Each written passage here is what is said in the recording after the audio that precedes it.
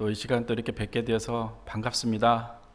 네, 이 예배 속에서 또 우리 하나님을 함께 예배하고 또 이렇게 경배할 수 있어서 참 기쁨이 있습니다. 이 시간 이어서 계속 제가 강의를 좀 진행하도록 하겠습니다. 우리가 지난주 수요일 날에는 바벨탑까지 이야기를 나누었습니다. 근데 이 바벨탑이 왜 이제 세워지게 되었냐면, 그 동기적인 이야기를 좀 드리자면, 사실은 이 노아가 그 자녀들과 함께 땅에 이렇게 내려왔을 때 하나님은 노아에게 또 그 자손들에게 아담과 하와에게 말씀하셨던 그 명령을 똑같이 다시 한번 명령을 하십니다.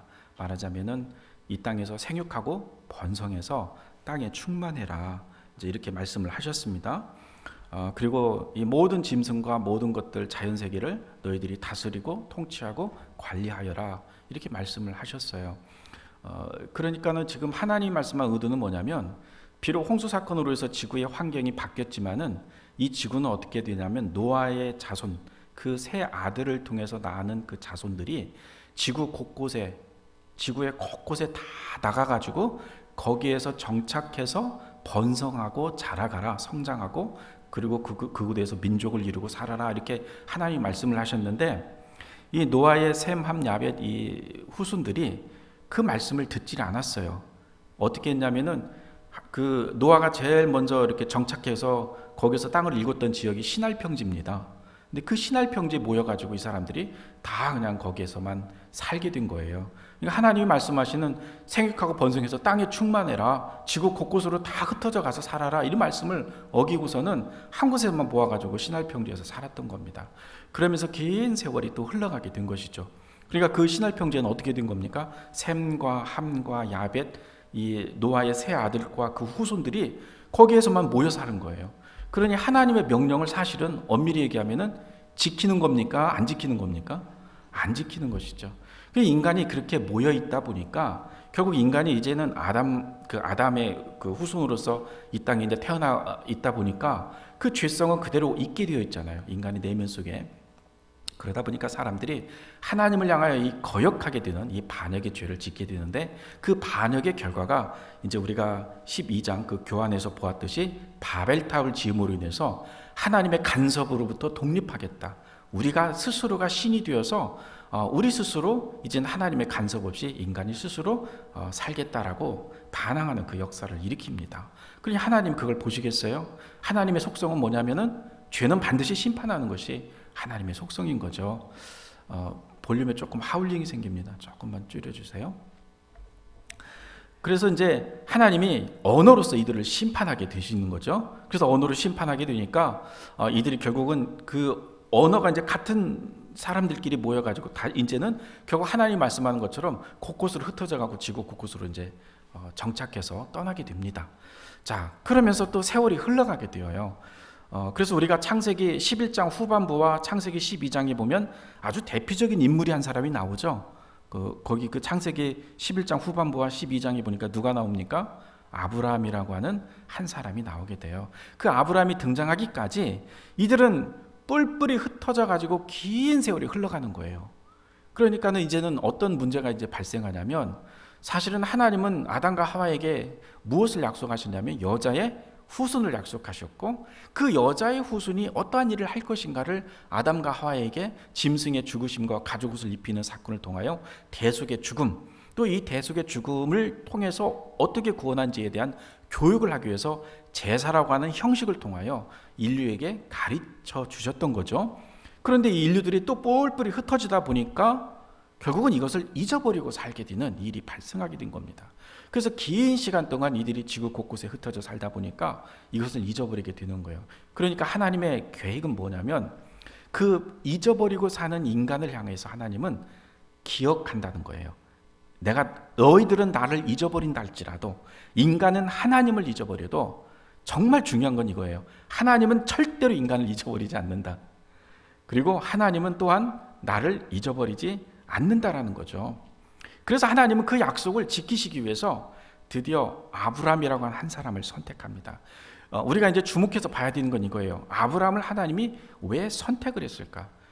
생각해 봐야 되겠죠. 그 이유는 이거죠. 뿔뿔이 흩어진 이 민족은 한 사람이 찾아가서 전해줄 수 있는 내용이 아닌 거예요. 이제는요. 더 이상 이 여자의 후손에 대한 이 굉장히 중요한 이 죄를 용서받는 이 복음의 귀한 이야기는 이제는 한 사람이 감당할 일이 아니라 전 지구상으로 흩어져 있는 민족에게는 민족으로서 큰 힘을 갖고 큰 수를 이루고 있는 민족이 감당해야 할 일이 되어버린 것입니다. 그래서 하나님의 입장에서는 나라, 즉 민족을 세워서 이 선택된 민족을 통하여 뿔뿔이 흩어진 모든 인류에게 이 여자의 후손에 대한 이 바른 이야기를 전해주고 싶었던 것이 하나님의 목적이었던 것이죠.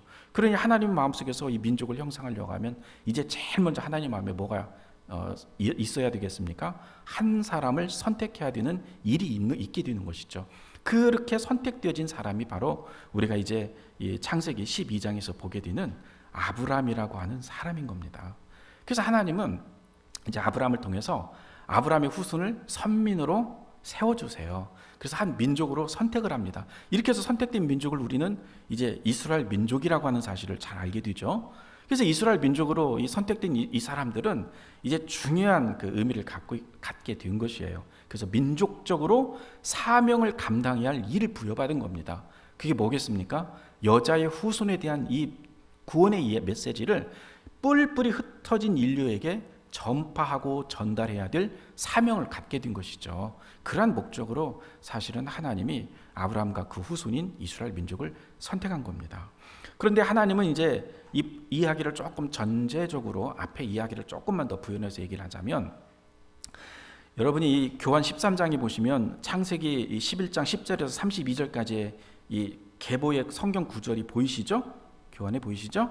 예, 거기 보면 셈의 족보의 이야기가 나와요. 그런데 사실은 창세기 5장에 가면 창세기 5장에는 또 누구의 족보가 있습니까? 셋의 후손의 족보가 나와요. 그러면 창세기 5장의 이 셋의 후손에 대한 이야기는 왜 나왔겠습니까? 노아라고 하는 한 사람을 설명해 주기 위해서 나온 거예요. 그래서 하나님은 아벨이 죽은 이후에 하나님이 그 아담과 하와를 통해서 셋을 낳게 하시지 않습니까? 그래서 셋의 후손을 통해서 에노스, 에녹, 무두셀라 이런 식으로 쭉 나오게 하다가 결국은 이 노아라고 하는 한 인물을 우리로 하여금 이렇게 보게 하시는 거죠. 그래서 셋의 후손을 하나님이 잊지 않고 이들을 기억하여서 비록 긴 세월 동안 이 셋의 후손도 가인의 후손과 함께하면서 타락했지만 그 타락의 그 와중 속에서도 이 노아만큼은 하나님이 원하시는 기준에 맞춰서 순종하고 그 말씀을 따라 산 사람이었기 때문에 하나님은 노아를 선택하여서 인류를 구원하시고자 하는, 인류를 사랑하시는 이 하나님의 마음을 신실하게 그 약속을 따라서 지키셨다라는 겁니다.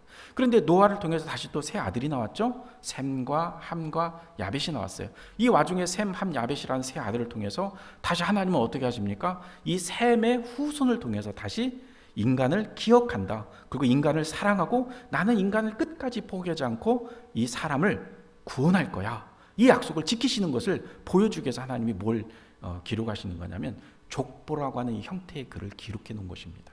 여러분, 그러니까 성경에 나와서 우리가 성경 구절을 읽다가 족보 이야기를 보면 누가 누구를 낳고 누가 누구를 낳고 얼마나 지겨워요. 그냥 낳는다는 이야기만 나오니까 별 의미도 없는 것 같고 되게 따분한 이야기 같잖아요.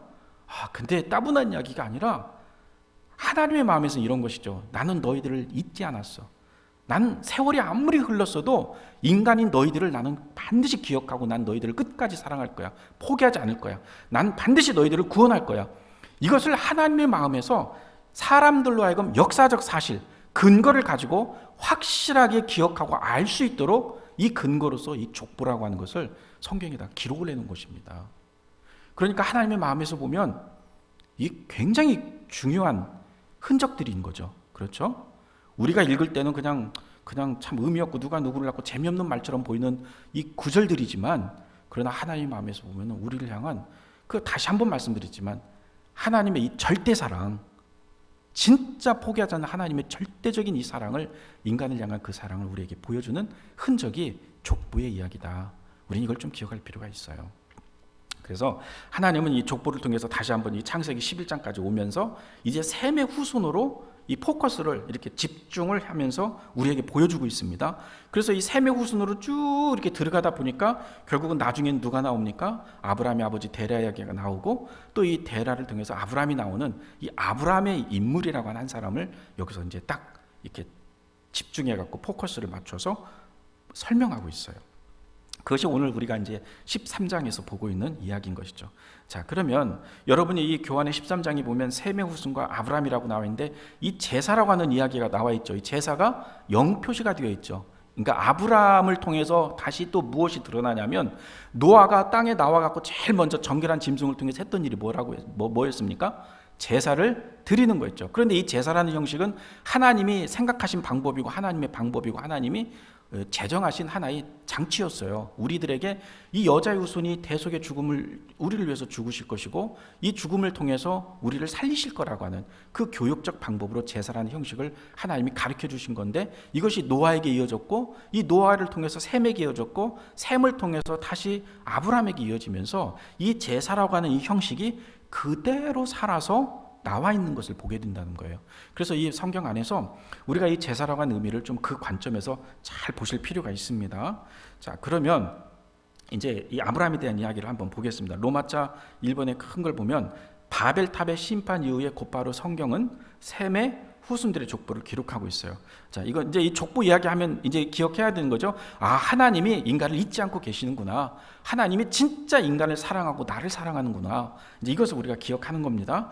이것은 A번입니다. 이것은 여자의 후손에 대한 믿음이 셈의 후손을 통해 존속되어 오고 있음을 말한다. 자, 그 얘기입니다. 그러고 나서 이제 11장 마지막에 아브라함에 대한 기록을 보게 되고 이제 큰 로마자 2번으로 넘어가십시다. 그러면 아브라함이 이제 등장하는 이 내용이 나와요. 창세기 12장 1절에서 5절까지 말씀해 보면 이 아브라함의 이야기가 나옵니다. 그런데 여러분이 이 창세기에 보시면 창세기 1장 1절에는요 하나님을 원래 히브리어에서는 뭐라고 얘기하냐면 엘로힘이라고 얘기해놨어요. 그러니까 복수형으로서 엘로힘을 얘기하고 있어요. 엘로힘이라고 말을 할 때는 일반적으로 보편적으로 어떤 의미를 갖냐면 능력 있는 존재, 전능자, 힘 있는 자, 그 다음에 모든 만물을 창조하시는 하나님의 능력을 행사하신 그 능력 있는 존재로서의 하나님을 이야기를 할 때는 엘로힘이라고 말해요. 그래서 그것은 곧 권능을 상징하고 하나님의 힘을 이야기하는 겁니다. 그런데 이 아브라함에게 나타난 하나님을 표현할 때 이 1절에서 나올 때 뭐라고 표현하고 있어요? 여호와라고 표현하고 있어요. 그래서 우리가 성경을 볼 때는 좀 이런 관점에서 이해할 필요가 있어요. 여호와라는 말이 나올 때는 하나님은 인간을 향해서 당신을 계시하실 때 모세를 통해서 나는 여호와라 그랬잖아요. 근데 그렇게 말씀하실 때 이 여호와라는 의미 자체는 어떤 의미가 있냐면 언약적 측면의 관계를 얘기하는 거예요. 그러니까 하나님은 아담과 하와에게 뭘 얘기했냐면 여자의 후손을 말씀하셨죠. 그때부터 하나님은 뭘 얘기하는 거예요? 약속을 하셨다는 뜻이에요. 언약을 세웠다는 뜻이에요. 그래서 아담과 하와를 통해서 내가 이제는 너희들에게 내가 조건 없는 이 절대 사랑을 베풀 것인데 그것을 어떤 형태로 할 거냐면 여자의 후손이라고 하는 이 모습으로 너희들을 다시 한번 사랑하고 너희들을 구원할 것이야. 내가 이렇게 약속한 이 사실을 잊지 마라. 이렇게 하면서 인간과 함께 약속의 관계로서 말씀하실 때 하나님은 여호와라는 이름으로 나타나세요. 그래서 우리가 이제 이 여호와라는 이름을 가지고 다시 한번 이 언약의 관계 속에서 하나님 이름을 좀 기억할 필요도 있어요. 자, 그러면서 아브라함에게 이제 나타나셔서 뭐라고 얘기하냐면 고향 친척과 아버지 집을 떠나서 이제 내가 보여줄 땅으로 가라. 이제 여기서 되게 중요한 이야기가 나와요. 이것도 뭐 많은 이야기를 해야겠지만 사실 우리가 복음의 여정이라는 이 주제 속에서는 이걸 다 풀어서 설명해 드릴 수는 없어요. 대신에 중요한 것은 아브라함 여기에서 이 믿음이라고 하는 형식이 좀 나오죠. 여러분 이 믿음은요 다른 말이 없어요. 순종이란 말이 뭔 말이냐면 헬라로 말하면 이걸 휘파코에라고 합니다. 휘파코에라고 말을 하는데 이 순종은 두 단어가 합쳐진 말이에요. 언더라 영어의 언더 아래라는 말하고 히어라고 듣는다라는 뜻이 합해서 밑에서 아래에서 듣는다라는 뜻을 갖고 있어요. 이게 영어로 조금 더 풀어자면 listen to예요. listen to. 그러니까 정확하게 대상을 향해서 내가 귀를 기울여서 잘 듣는 걸 얘기하는 거예요. 근데 이 순종이 그러한 동사적 형식까지를 갖고 있기 때문에 내가 잘 들으면 반드시 우리의 태도는 어떻게 되냐면 들은 것에 대해서 내가 화답하고 내 반응을 보여줘야 되는 거예요. 이것이 순종입니다. 그래서 순종에는 동작의 의미가 다 포함되어 있는 거예요. 잘 듣는 것이 있으면서 동작으로 표현해야 되는 행동적 요소가 같이 있는 말이 순종이에요. 그런데 이 순종이라는 말이 또 뭐와 붙어 있냐면 믿음이라는 말과 또 붙어 있는 겁니다. 믿음이란 말이 영어에서 더 정확하게 믿음이라는 말을 표현하자면 believe in이라는 말보다는 trust라는 말이 더 맞는 말이에요. 그래서 이 trust라는 말이 무슨 얘기냐면 원래 믿음이라는 말이 뭐냐면 하나님께 나를 전적으로 내어 던지는 걸 말하는 거예요. 나를 완전히 던지는 거예요, 하나님께. 예를 들어서 아이가 위에 있을 때 부모가 밑에서 나한테 뛰어내려 그러고 팔을 벌려주면 아이는 거침없이 부모한테 뛰어내리죠. 뭐 장롱에 올라가든 어디 위에 올라가서 이제 아이 혼자 못 내려오면 다칠까 봐 부모가 나를 믿고 나한테 와라 그러면 탁 뛰어오르잖아요. 그 아이의 믿음이 뭐냐면 그게 트러스트입니다. 엄마가 아빠가 나를 아무 문제 없이 받아줄 거라는 이 믿음이 없으면 아이는 못 뛰는 거거든요. 그냥 뛰어요. 아무 의심이 없어요. 그러니까 온몸을 던지는 거예요. 그것이 바로 트러스트입니다. 그래서 이 아브라함이요, 하나님을 믿은 것이 순종하고 믿었다라는 말이 그 의미가 있어요. 그래서 사실은 하나님 앞에서 우리가 은혜를 입는 것은 다른 데 있지 않습니다. 하나님 앞에 이 말씀을 잘 듣고 하나님이 말씀을 통해서 우리에게 이야기를 하시면 그것을 잘 듣고 순종으로 반응하는데 그 반응이 바로 이 믿음의 형태로 같이 결합되어서 내가 반응을 하는 거죠. 나를 맡기면 하나님이 반드시 우리 인생에 은혜를 주십니다. 그러니까 우리가 성경 말씀에도 다 뭐냐면 우리가 지난주에도 함께 짧게 얘기했지만 너희는 이 모든 것을 그러니까 너희는 그의 나라와 그의 의를 더하라 그랬잖아요. 그리고 하나님의 영광을 위해서 그의 나라와 그 의를 더하면 이 모든 것을 하나님이 더한다 그랬대. 하나님의 영광을 위해서 구하고 사는 그 삶이요, 하나님께 이렇게 맡겨 사는 삶을 이야기하는 거거든요.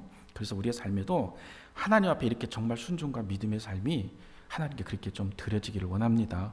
예. 자, 이 아브라함에게는 이러한 관계에서 하나님을 따라간 거예요. 그러니까 아브라함은 지금 여기서 보면 하나님이 정확하게 가나안은 이런 곳이라고 설명한 적이 없어요. 그냥 지시한 땅입니다. 알지 못하지만 아브라함이 그것을 믿고 순종하여서 따라가고 있는 거죠. 그래서 믿음은 우리에게 불확실한 거예요. 우리 현실 속에서는 불확실한 겁니다. 그런데 우리가 꼭 기억해야 할 때 믿음의 종착역은 우리가 사는 세상이 아닙니다. 이거 믿으셔야 돼요. 만약에 우리가 사는 세상이 내 믿음의 종착역이라고 믿는다면 우리는 억울해서 못 삽니다. 지금도 내 몸 불편한데 불편한 것이 믿는 사람으로서 내가 병 걸려 죽으면 이건 억울한 거예요. 내가 평생 나는 좀 그래도 편하게 살고 있어 경제적으로도 좀 유복하고 싶은데 돈 없이 내가 죽으면 그것도 억울한 거예요. 내가 명예를 얻고 살던데 명예도 못 얻고 이 땅에서 끝나면 그것도 억울해서 못 사는 거예요. 이 믿음의 종착역이 그거면 억울해서 못 살아요. 지금 우리 마음에 이 막 소원이 얼마나 많습니까? 자식에 대한 소원, 물질에 대한 소원, 건강에 대한 소원, 관계에 대한 소원, 직장에 대한 거, 내 명예에 대한 것, 내 삶의 소원이라는 게 많잖아요. 근데 내가 눈을 감는 그 순간까지 내 그 소원이 이루어지지 않는 것이라면, 근데 믿는 사람이 그 믿음의 종착역이 그렇게 해서 끝나는 거라면 이거 억울해서 어떻게 살아요, 솔직히 믿는 사람이. 그렇잖아요? 그래서 믿음의 종착역은 이 현실 세계가 아닙니다. 믿음의 종착역은 하나님 앞에서 이루어집니다. 예. 더 좋은 것이 있는 것이죠. 예. 그래서 우리가 이제 믿음이라고 하는 개념을 좀 더 나누고 싶지만 우리는 지금 복음의 여정의 주제를 가지고 하는 이야기 때문에 이 얘기를 다 할 수는 없어요. 그렇지만 이제 아브라함과 하나님이 언약을 맺어요. 그 로마자 2번에 A번을 보십시오. 거기 하나님이 아브라함을 불러서 복음을 전할 민족을 세우기 위해서 언약을 맺어. 그러니까 이제 기억해야 될 건 이거예요. 여기 이 부분에서 하나님이 아브라함을 선택한 목적은 뭐다? 민족을 만들기 위해서다. 민족을 즉 나라를 세우기 위해서다. 근데 하나님이 아브라함을 불러서 민족을 만들기 원하셨던 목적이 뭡니까? 이제 전 세계 지구 곳곳으로 흩어진 하나님을 잊어버린 모든 인류를 향해서 이 민족이 여자의 후손에 대한 이 믿음과 이 귀한 복음을 가지고 그곳으로 흩어져서 그 사람들에게 전파하고 선교해야 될 선교적 사명으로서 민족을 만드셨다라는 것을 우리는 좀 기억을 하셔야 됩니다. 자, 그 목적인 거예요. 그리고 이제 B번을 보십시오. 자, 민족을 만드는데 아브라함에게 반드시 하나님이 가르쳐 주셨고 아브라함이 하나님 앞에 보여줬던 게 바로 뭐냐면 제단을 쌓는 겁니다. 가로에 보면 이 가로의 말이 제단입니다. 아브라함이 가나안 땅에 들어가서 하나님을 만난 후에 곧바로 한 일은 제단을 쌓고 하나님을 예배한 거였어요. 그래서 여기서 이 제단이란 말도 제사를 드렸다는 뜻이죠. 바로 이 의미 속에는 여자의 후손에 대한 믿음의 대속의 죽음에 대한 이 믿음의 형식이 들어있는 모습이었다. 그리고 이 아브라함이 제단을 쌓았다라고 했고 이 제단을 쌓은 이 과정에서 하나님에 대한 믿음을 드렸는데요. 그 믿음을 드린 내용이 이 사도 바울이 로마서 4장 17절에다 기록을 했어요. 거기에 보면은 아브라함이 믿었던 그 믿음의 두 가지 내용이 나옵니다. 그 로마서 4장 17절입니다. 거기에 보면 어떻게 나오냐면 하나님 아브라함을 믿었는데 하나님이 믿은 것은 그 로마자 3번에 A번 밑에 보면 로마서 4장 17절 9절이 나와 있어요. 그걸 보시면 됩니다. 기록된 바 내가 너를 많은 민족의 조상으로 세웠다 하심과 같으니 그가 믿은 바, 여기서 좀 두 가지가 있어요. 구분해서 잘 보셔야 돼요. 하나님은 죽은 자를 살리시며, 아브라함이 믿은 게 뭐예요? 죽은 자를 살리시며, 이런 하나님이라고 믿었다라는 거예요. 그런데 여러분, 죽은 자를 살리는 믿음은 여호와 하나님의, 즉 창세기 1장 1절에 나타난 태초에 하나님이 할 때 이 하나님의 일입니까? 아니면 여자의 후손의 일입니까? 죽은 자를 살리는 것은 죄로부터 죽은 거잖아요. 너가 이것을 먹는 날엔 정령 죽으리라. 창세기 2장 17절에 있는 말씀처럼 사람이 이제 죽음으로 죄의 삭은 사망이라고 로마서 6장 23절에 선고된 것처럼 이제 인간은 죽음을 만나게 되었잖아요. 근데 이 죽음을 만난 이 인간을 살리기 위해서 하나님이 아담과 하와에게 창세기 3장 15절에 약속한 게 누굽니까? 여자의 후손이에요. 그러니까 이 죽은 자를 살려는 죽어 있는 인간을 살리기 위해서는 누가 이 인간을 살리냐면 여자의 후손이 살리는 거예요. 그러니 여기서 보면 죽은 자를 살린다라는 이 믿음은 그럼 누구의 믿음, 누구에 대한 믿음입니까? 여자의 후손에 대한 믿음이라는 거예요. 그래서 구약의 사람들도 예수 그리스도를 믿은 겁니다. 사실은 그 예수 그리스도가 누굽니까? 여자의 후손이었던 거죠. 그 여자의 후손을 믿는 거예요. 그래서 죽은 자를 살리는, 생명을 주관하는 것은 그리스도의 영역인 거예요. 예수 그리스도의 능력인 것이고 그분의 소관이신 거죠. 그리고 또 하나가 있어요. 없는 것을 있는 것으로 부르시는 이시다 그랬습니다.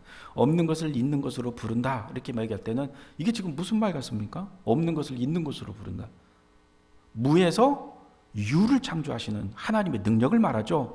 이 말이 쉽게 가면 어디에 연결됩니까? 창세기 1장 1절에 보니까 태초에 하나님이 천지를 창조하시니라. 이거는 없는 것을 있는 것으로, 말씀 한마디로 모든 걸 만드시잖아요. 그 하나님의 능력이에요. 그러니까 아브라함이 지금 무엇을 믿었냐면 이 두 가지 믿음을 믿은 거예요. 하나는 전지하시고 전능한 창조주 하나님에 대한 이 믿음을 가졌고, 또 하나는 우리 죽게 될 이 인간을 구원하실 여자의 후손에 대한 이 믿음을 가졌다는 겁니다. 그래서 사실은 엄밀히 얘기하면 복음은 이 두 가지가 함께 있어요. 믿음 안에는요.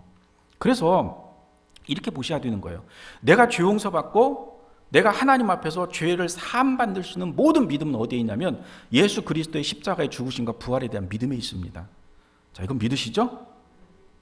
그런데 내 삶에 있어서 일어나는 모든 삶의 형편을 주관하고 나에게 공급하시고 은혜를 베풀어 주시고 나의 형편을 알아봐 주시고 나한테 삶의 모든 은혜를 베풀어서 나로 하여금 진짜 하나님의 백성으로서 행복하게 살게 해주시는 이 하나님을 의존하는 믿음에 대한 이 능력, 이 모든 능력은 예수 그리스도로부터 나오는 겁니까? 아니면 물론 예수님으로부터 나오는 건 맞아요. 그러나 조금 더 구분해서 보자는 거예요. 제 말은요.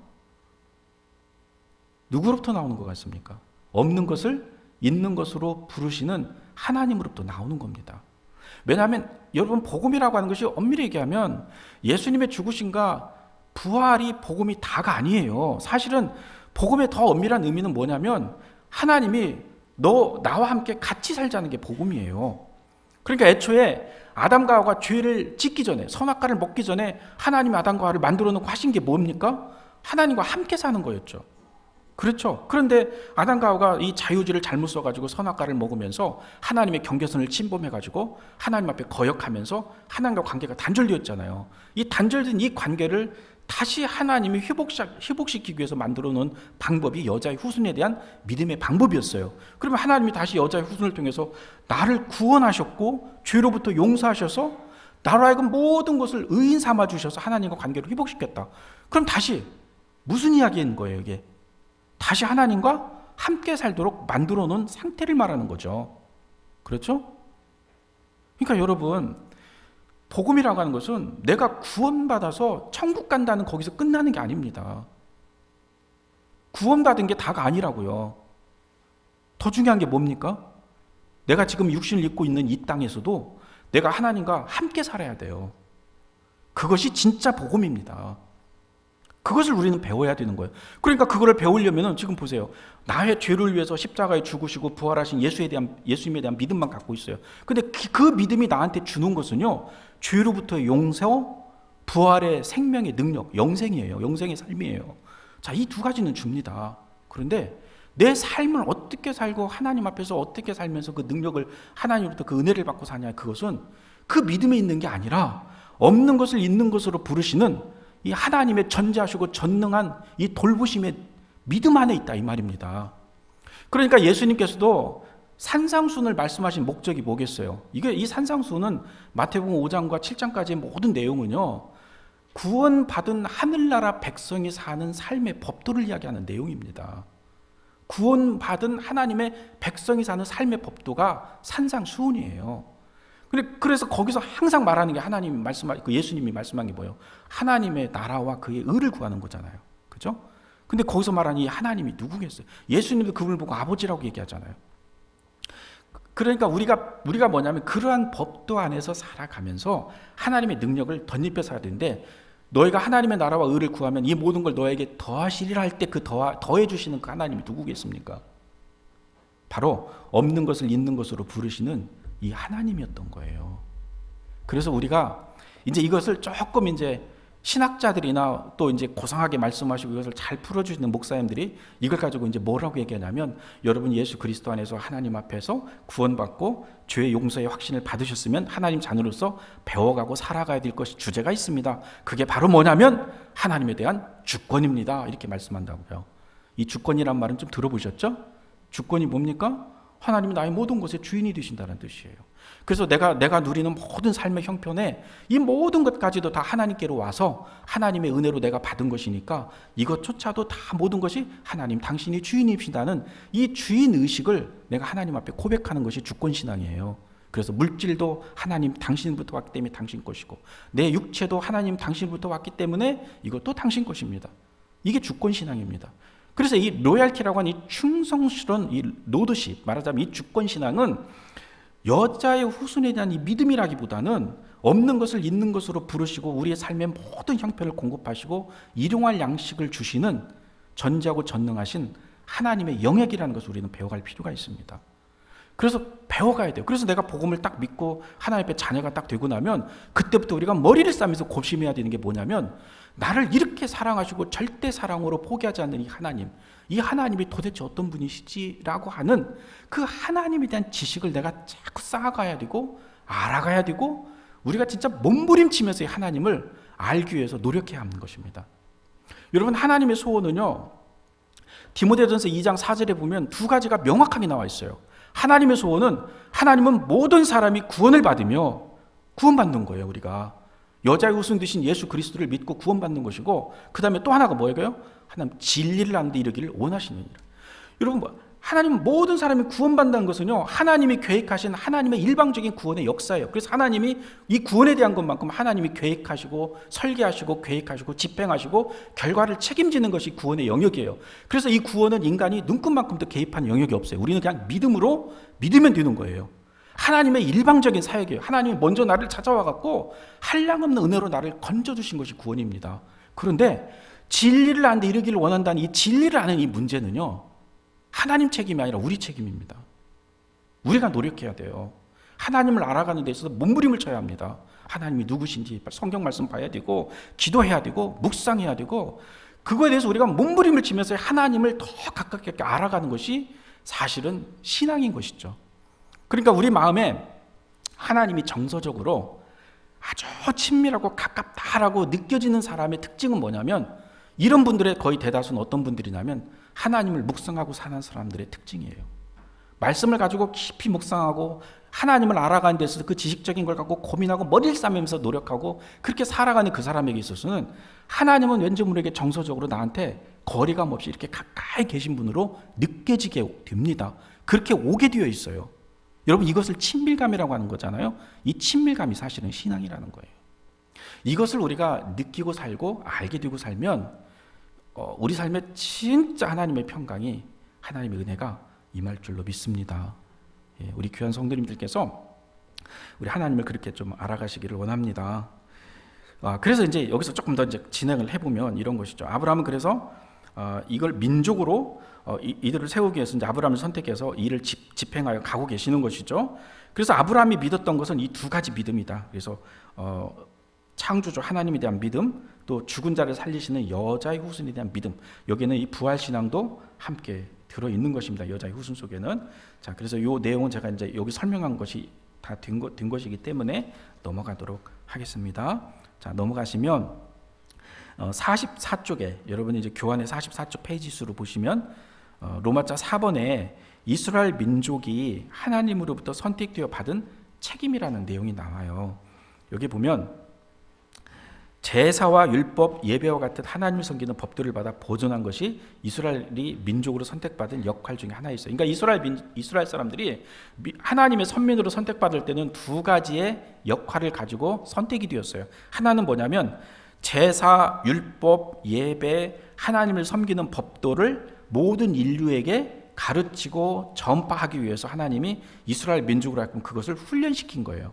그래서 1세대들이 시내산에서 율법을 받고 나서 광야에서 40년 동안 했던 일이 뭐냐면 제사 드리는 제사법, 그 다음에 민법, 그 다음에 도덕법, 그 다음에 그 모든 생활의 법들이 있죠. 하나님의 법에 따라서 사는, 하나님과 동행하여 사는 그 방법들을 훈련하고 살았던 겁니다. 그것을 몸에 익혀서 나중에 어떻게 했냐면 열방으로 흩어져 갖고 그들이 사실은 그 하나님을 모르는 그 열방 앞에 그것을 증명하고 보여주고 하나님을 섬기는 법도를 가르쳐 줘야 했는데 이스라엘 민족이 그만 착각을 한 거죠. 이거는 자기들한테만 준 거라고 착각한 거예요. 이제 이러한 것을 볼 수 있어. 그래서 A번에는요, 제사, 율법, 예배 같은 하나님을 섬기는 법도를 받아 보존하였다. 가로에 들어가는 말은 보존이라는 말입니다. 자, B번은 또 하나가 있어요. 이게 바로 뭐냐면 하나님의 말씀을 기록하고 보존하는 겁니다. 그래서 하나님의 말씀을 기록하고 보존하기 위해서, 그래서 이스라엘 민족이 우리 인류 역사 속에서 굉장히 중요한 공헌을 한 게 바로 뭐냐면 이 성경을 우리에게 전수해 준 겁니다. 이 하나님의 말씀을 기록하고 보존하여서 우리에게 전수해서 오늘날 우리 손에 읽을 수 있는 이 성경을 보게 한 거예요. 그것은 이스라엘 민족의 우리 그 수고한 큰 공헌이죠. 그러니까 하나님은 그 목적을 위해서 이스라엘 민족을 선택하셨다라는 거예요.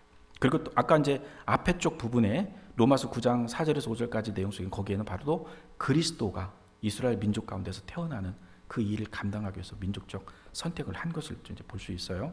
그래서 이 두 가지로 하나님이 선택하십니다. 그래서 이 B번은 가로에 들어가는 말은 이거예요. 하나님의 말씀을 가로에 기록하고 또 하나는 보존하는 책임을 맡은 겁니다. 자, 그러면 이제 이스라엘 민족을 우리가 조금 이게 그러니까 규명하고 정의해서 또 딱 기억해야 될 내용이 뭐냐면 이스라엘 민족은 샘플 민족이다. 이걸 기억할 필요가 있어요. 자, C번입니다. 이스라엘 민족은 하나님을 섬기는 예를 열방 앞에 드러내는 샘플 민족이었다. 꼭 이걸 잊지 않고 보셔야 됩니다. 왜냐하면 이제 앞으로 이 이스라엘 민족은 샘플 민족이었다라는 이 생각이 되게 중요한 이유가 뭐냐면 앞으로 이스라엘 민족의 왕들의 이야기도 막 나오고 선지자들 이야기도 나오고 이스라엘이 멸망하고 그 다음에 신구약 중간기 이야기도 나오고 막 이렇잖아요. 왜 그런 일들이 일어났는지를 이해할 수 있는 모든 핵심 키워드는 이스라엘 민족이 샘플 민족이라고 하는 이 키에 있어요. 그래서 그것을 좀 우리가 기억하면서 봐야 되는 겁니다. 자, 그러면 이스라엘 민족은 샘플 민족이다. 여기까지 보여요. 욥에 대한 이야기는 제가 생략을 하겠습니다. 자, 그 다음에 이스라엘 민족은 일단 샘플 민족이고 그렇게만 기억하시고 한번 14장 교환으로 좀 넘어가 보겠습니다. 자, 아브라함이 이삭을 낳았습니다. 이삭은 또 야곱을 낳았고 야곱이 또 12아들을 낳습니다. 12아들을 낳는데 그 중에 또 요셉이라고 하는 아들을 낳았는데 이 요셉이 성경 안에 들어가는데 사실 창세기 보면은 요셉의 이야기가 제일 많아요. 성경 창세기 보면 이게 되게 또 나름대로 그 중간기에 다리 역할을 하는 요셉의 중요한 역할이 있기 때문에 그렇습니다. 왜 그러냐면 하나님이 아브라함을 선택한 목적이 뭡니까? 민족을 만들기 위해서, 그죠? 근데 이 민족을 만들려면 지금 이 가나안 땅, 이 척박 땅 가나안 땅에 이들이 민족으로 형성될 상황이 아닌 거예요. 왜 그러냐면 이때까지도 이 야곱의 자손들은 전부 다 가나안 땅에서는 주인이 아니고 이방인이에요. 이방인이었기 때문에 이 가나안의 왕들과 그 가나안의 세력들, 이방 세력들에 의해서 항상 견제받는 상황이 있었기 때문에 이들이 안심하고 민족으로 형성될 만한 인구를 형성하기에는 굉장히 열악한 상황이 가나안 지역이었던 겁니다. 그러니 하나님의 마음속에는 애초에 하나님이 그 아브라함에게 이미 예언을 하셨어요. 이 부분에 대해서 애굽으로 갈 것이라는 걸 말씀하셨기 때문에 그것을 시행하는 데 있어서 요셉을 쓰신 겁니다. 그래서 요셉으로 하여금 애굽의 총리가 되게 하고 요셉이 30대 총리가 되어가지고 아주 놀라운 일을 그 애굽 땅에서 행하죠. 그래서 흉년과 풍년의 그 기간을 잘 조절해가지고 애굽이 굉장히 번성하고 바로 왕이 정말 부자가 될 수 있도록 역할을 다 해줍니다. 그러면서 바로의 전폭적 신임을 얻은 그 결과로 인해서 그 흉년 속에 있었던 가나안에 있었던 야곱의 가족들을 다 애굽으로 불러오게 되는데 그 중에서도 애굽 사람들은 지금 이미 정착 문화를 하고 있잖아요. 정착 문화는 그 당시 성서 시대를 보면 최고 문명을 살고 있다는 뜻이에요. 왜냐하면 그 당시에는 이스라엘 사람들처럼 유목민으로 사는 것이 천대받는 직업이었고 그게 정체성을 하지 못하는 것이기 때문에 미개한 것으로 여겼던 그런 상황의 시대적 배경을 깔고 있는 거예요.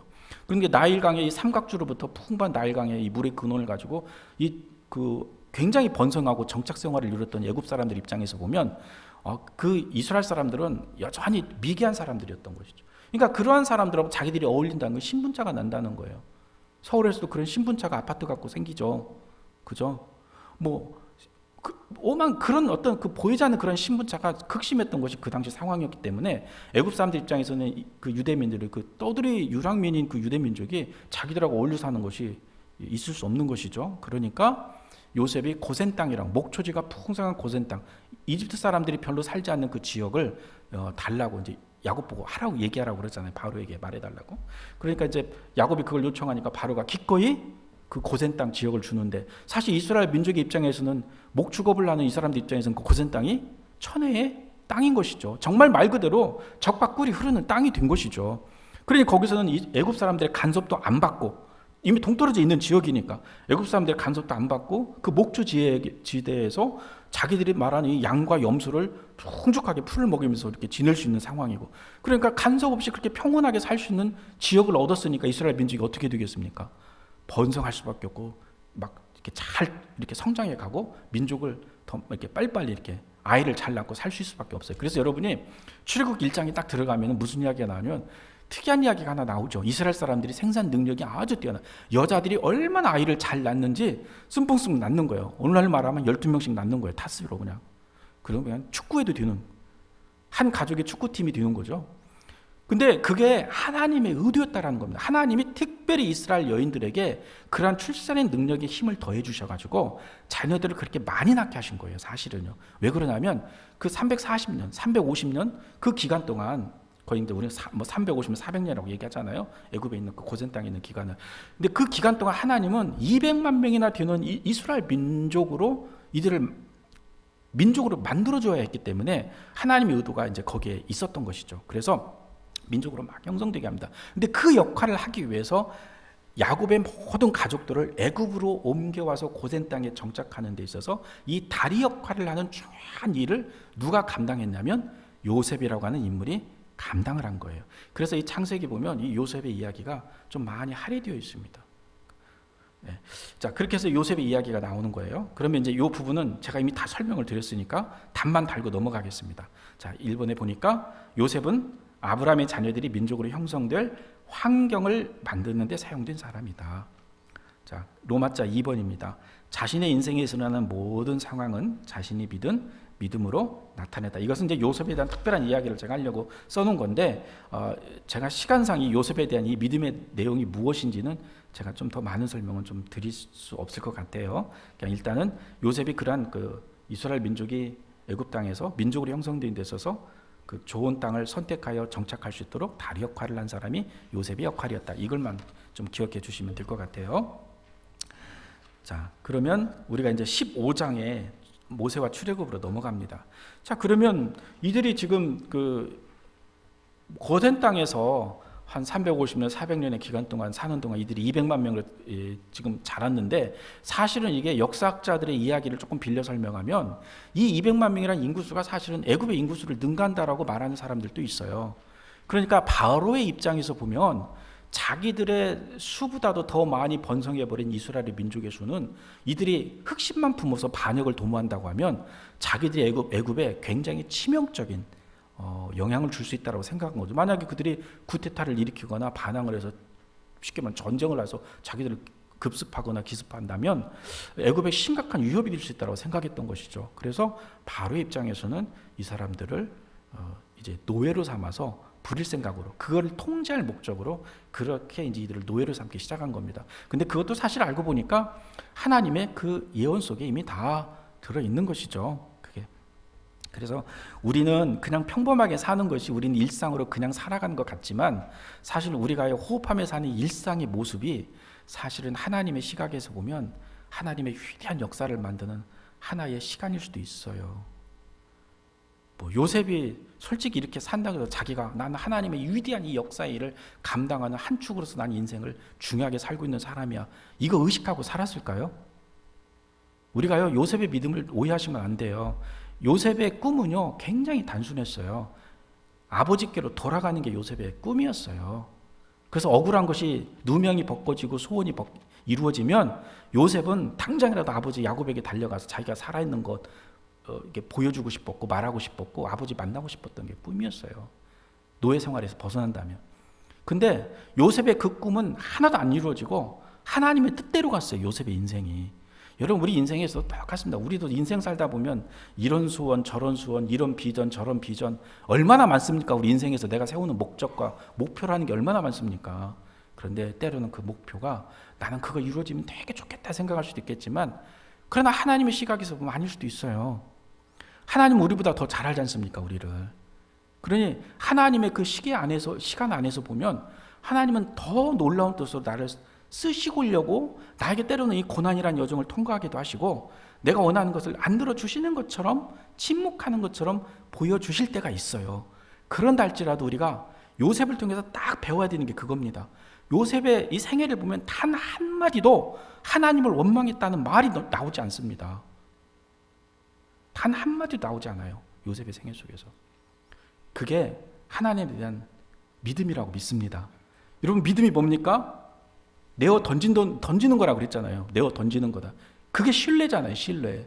내가 하나님을 믿는다. 나를 하나님께 딱 던졌다. 하나님을 신뢰한다. 이럴 때는 그 전폭적으로 내어 던지는 그 믿음 안에서 하나님을 그렇게 우리가 믿음에서 바라볼 수만 있다면 우리는 분명히 우리 인생에 어떤 상황이 있어도 하나님의 은혜를 반드시 만날 거라고 저는 믿습니다.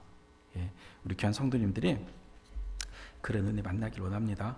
자, 이제 모세, 그래서 이 400년의 기간 쫙 지나면서 드디어 하나님은 또 한 인물에 집중하시죠?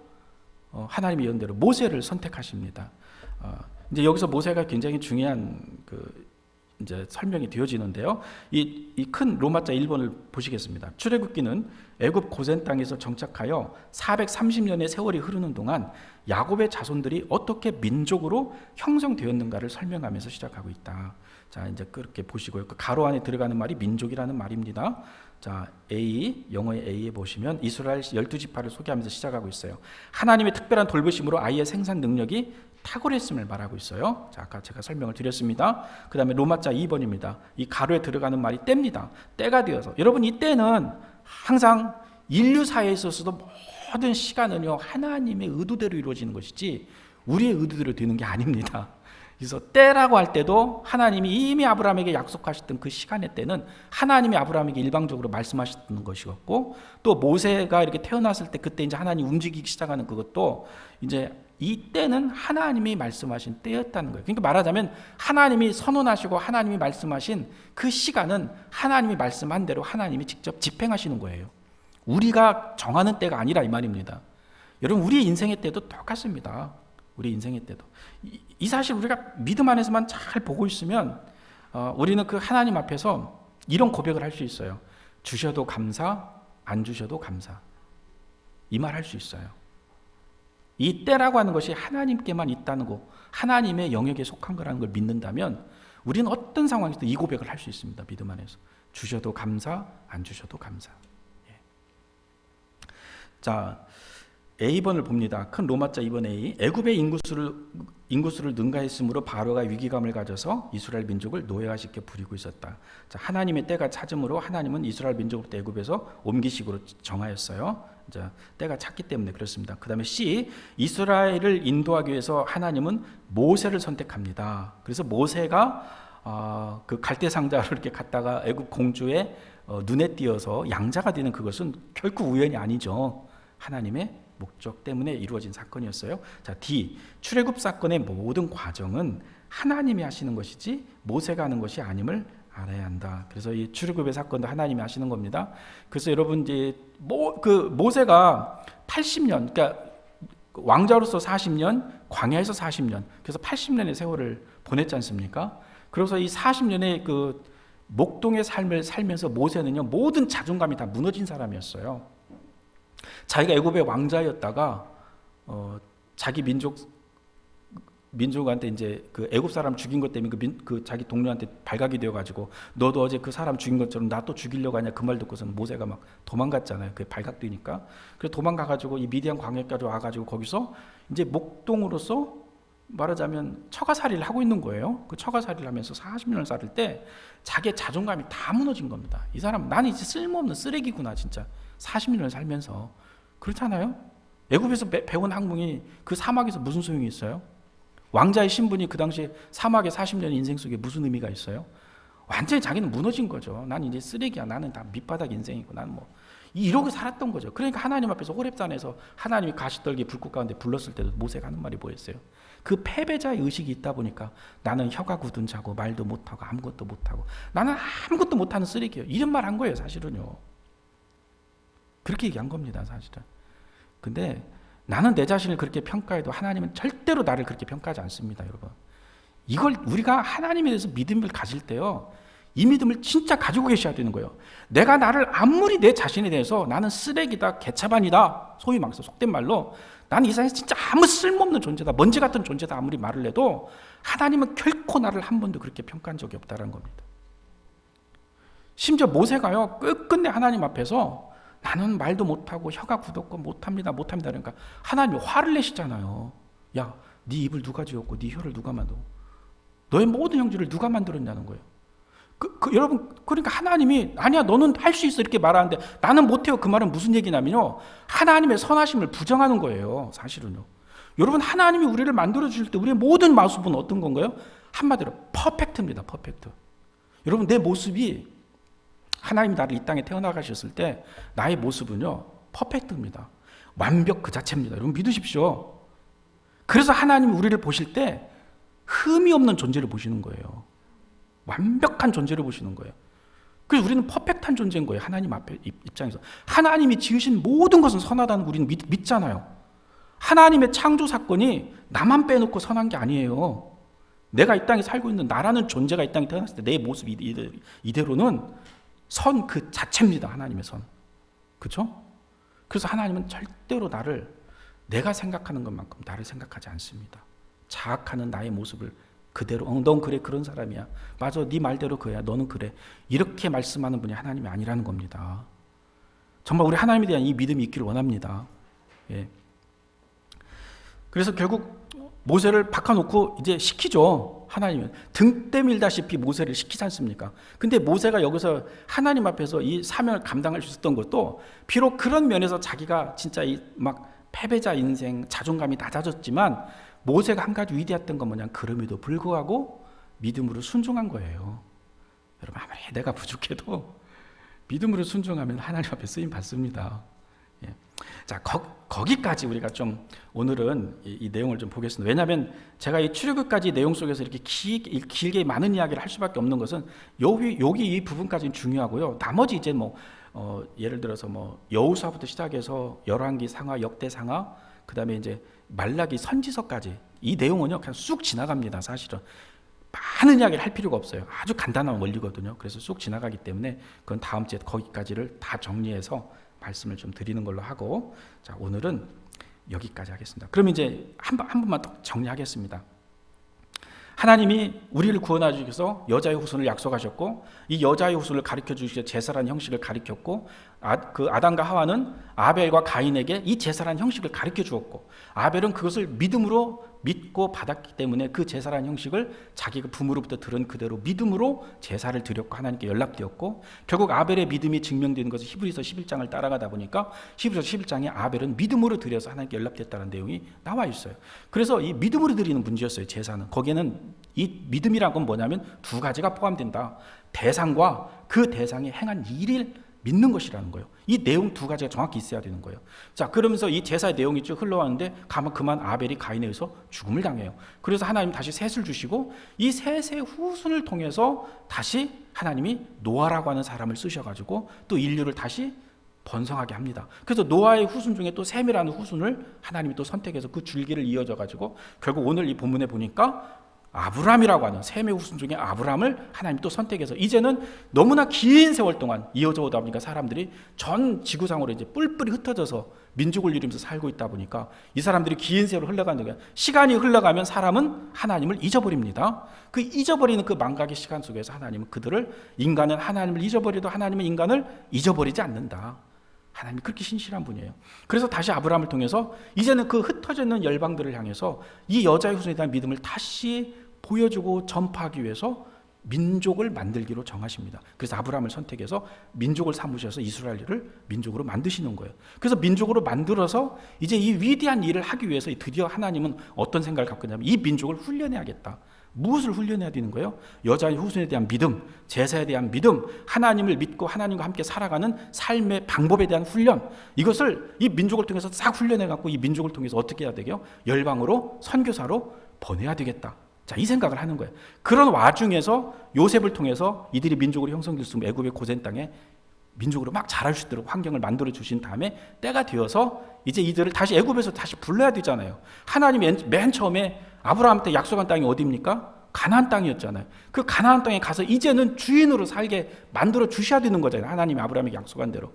그래서 이제 드디어 애굽에 있는 이스라엘 이 민족을 데리고 나와서 가나안 땅에 가서 주인으로 살게 해주시기 위해서 한 사람을 선택한 거예요. 그게 이제 오늘 본문에 누굽니까? 자, 모세예요. 모세. 여기까지예요. 여기까지. 자, 하나님이 계속 이 복음의 여정 속에서 항상 잊지 않고 하는 게 뭡니까? 우리를 구원하시기 위한 이 여자의 후손을 내어 보내시고 우리를 살리시기 위해서 하나님은 잊지 않고 이 일을 하나님의 주권 속에서 집행하고 계신다. 자, 그것을 오늘 여기까지 보신 겁니다. 예. 자, 그럼 이렇게 정리하시고 다음 주에 한 번 더 진행을 하겠습니다. 여러분 수고 많으셨습니다. 감사합니다.